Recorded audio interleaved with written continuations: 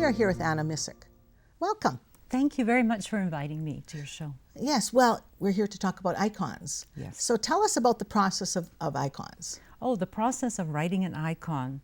Well, because it's a very ancient technique that going back over 2,000 years, really, but the idea of iconography is as a Christian act of prayer. Okay. And so the process very much involves prayer. So that's the primary concern and the primary motivation in iconography. So who started it?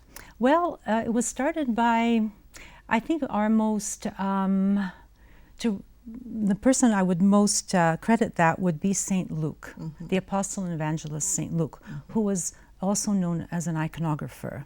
And his, the icon that I have brought today of the Blessed Mother of God, the Mother of Tenderness, the one that I have here, is attributed to him. The very first prototype would have been his. And then throughout the years, other iconographers have taken up that prototype. And so we have, my most recent one would be mine here, the prototype that I have written. For myself and for my studies and for prayer.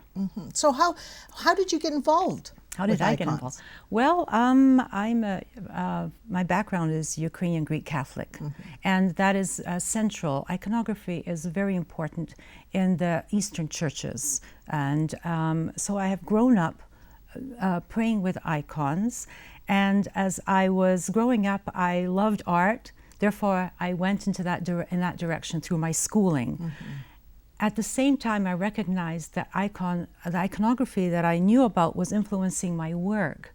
And I continued to be interested in iconography, even though my work was at that time was not iconography. I was doing watercolors and other sculpture, and at the Ontario College of Art, we got to do all types of art that were part of our education. But I continued to study on my own. I bought books on iconography, and later I traveled, and when I was especially at the Byzantine Museum in Athens, I was just overcome with the beauty of the icons, the ancient ones that I had never seen in real life. And to see a very fine icon in real life is very moving. And at that point, I decided to do watercolors of them. But about 20 years ago, I had the opportunity to study with an iconographer and to learn the ancient technique of working in egg tempera on a wooden board. And this is what I present here, and that is what I teach. But to me, it's a very most satisfying way of writing an icon, is in the ancient Byzantine tradition, where we go back in time to the very early iconographers, and we're using the same materials, the same techniques, because it's a timeless art. It speaks to us throughout the centuries. And it's a beautiful art too, and you do it so well. Thank you. So talk about your teaching and your classes and the process of making an icon. Yes, I can speak about the process of writing an icon. I can show you here in this icon with the Mother of God of Tenderness, based on the Vyhorodska Ikona Bohomatri, and that's in Ukrainian, also known as the Vladimir icon of the Mother of God. I will show you this one because on the back there is the bars that go across. So we begin with wood. The wood is symbolic of the cross and the tree of life. So everything that we use in iconography is symbolic. And helps us to understand what we are doing. And that's the reason we call it writing an icon, because there's something, it's more than just a beautiful picture. It's more than that. So that's why we call it writing. So is there a specific type of wood that you have to use? Poplar is used. This is the one here, or linden wood is used as well.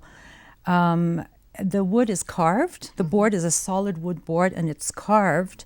And the carving of it, I don't know if you can see it, the carving of it enables it to be protected, and it's also symbolic of the ark, called a kovchech. And the image is protected in this ark, and it's a form of the ark of Noah's Ark, where all the creation was protected from destruction. And it's the same idea here. The symbolism is here. And the bars across, which keep the board from twisting, it is also symbolic of the cross. You have the grain going this way, and then the grain, and then the bars going across. And they're usually oak. They're usually different wood. And they move around. They move in and out. And sometimes with the change of humidity, they make sounds. So Really? my icon is speaking. Oh, speaking to you. Praying to you. Well, Praying it is with beautiful. me. It's absolutely beautiful. Yes. So do icons last forever? Yes. Yeah. So As forever as how we understand forever be. Yes. To be. There's no reason. I mean, the materials that we use are egg tempera, which is egg yolk mixed with wine. I usually use wine to break up the fat in the egg yolk. It's only egg yolk that we use, no white. And the materials we use are, for example, we have an earth pigment. This one's called yarosite. And it's just ground earth. Oh, okay. And another one is green earth from Bavaria. So this different earths come from different places. And we also, besides the earth pigments that are easy to get from the earth, that we can sort of dig them up ourselves and grind them up, we also have the precious, semi-precious stones that we use, such as Lapis Lazuli. So the stone has been ground up into a very fine powder. You see, it's a beautiful lapis color. Oh, it is and beautiful. It's mixed with egg tempera. And when it's mixed with the egg tempera and it cures over months. It becomes hard like a rock. And it lasts. It's not going to go anywhere. Once it's properly on the board, on the gessoed board, it is very permanent. So you have some patterns here too. I have, yes. This icon, this particular icon that I brought today here, Święty Mikołaj Czudotwórca, St. Nicholas, the miracle worker. Everyone knows about St. Nicholas. And but this is St. Nicholas as he was, as he lived. He was a bishop of Myra, and he was a wonder worker, very gentle, a man who wanted to help people, and that's probably why he was associated with giving gifts, because he was wonder worker and made great gifts. But this icon I brought because it's the most recent icon that we wrote at the May retreat at Queen's House. And I brought with me, it's a 5-day retreat. I brought with me the stages of that we use for writing the icon. We have the very beginning, we have a drawing, a tracing, and the gilding, which is done with clay and gold leaf, fine gold leaf. 24 karat gold leaf is used. And then we go on to another stage, which we call the Roskrish, and it's the opening of the icon, where we use all the different colors, and they're put on in this very textured manner. So your workshop is 5 days, so how can people get a hold of you if they want to come to your workshop or a workshop for the learn about icons? Yes, for the retreat in May is at Queen's House, so the people need to contact Queen's House. And next year, the 2020 Queen's House retreat will be May 25th to the 29th. 5 days. It's very intense, from 9 o'clock till 5-ish, probably. And people have a very set schedule for each day to go through each stage of writing the icon.